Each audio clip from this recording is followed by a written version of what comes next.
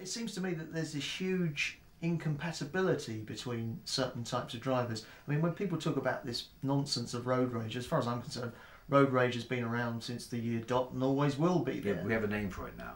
What is it now? Road rage. Oh, I see what you mean. Yeah, quite. Quite. But it seems to me that maybe incompatibility between drivers is a better way to describe it. Let me quote you an example. I was recently travelling to an airport. I was late for my checking in. If I didn't get there, I would have missed the plane. I wouldn't have been able to fly out of Britain that day. I'm driving through somebody's village. I'm probably driving too quickly because I'm in a rush. My car is probably too fast. I'm probably far too excited for my own good. I'm probably giving myself an ulcer. Somebody pulling out of me happened to be a little old bloke in a Proton who was probably driving too slow, probably had too much time on his hands as opposed to me with too little. He's popping down the shop to get a packet of tobacco or his newspaper or whatever, and it was the incompatibility of the two drivers that caused the friction between us both. And I think we should perhaps, if we're tearing around, younger drivers should say to ourselves, hang on a minute, it's an old bloke in the car or an old lady in the car. Maybe we should give them the benefit of the doubt. Maybe we should be a bit more gentle with them, a bit kinder to them, because we do give them a hard time. I'm not talking about older drivers like yourself.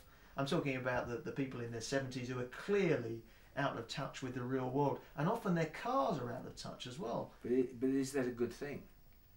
That their cars? You see, I mean, people can cause accidents by dithering just as much as by going Absolutely. too quickly, and I think that's quite an important point. There are some figures from the AA, I gather, that suggest that the decrease that we've seen over the last 5-10 years in road casualties, we're now down to about, we only kill around 3,500 people a year.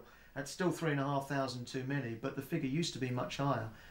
But there is a theory that that figure will bottom out and that the fatality rate on our roads will increase, not because of young drivers, but because of older drivers, because of the very reasons that we're talking about. And that seems to me a worrying prospect. Yes, but I would have thought the advent, and we are getting more and more automatics, I would have thought would help, frankly, because I think there's people, you know, when they come along, they put the handbrake, they've got to put the handbrake off, they've got to put the clutch out, engage the gear and so on. With an automatic it's a lot easier. They haven't got to take so much time, and I would have thought an older person with an automatic would be a safer driver because of less, less deliberation, and therefore better on the road. Do you think there's a danger with all these safety devices on cars, everything from ABS to twin airbags to traction control to pre-tensioners on seat belts? There's a danger that people are climbing into their cars with a sort of false sense of security. They think they're a lot safer than they actually are. I think probably they are fairly safe, or considerably safer than they were.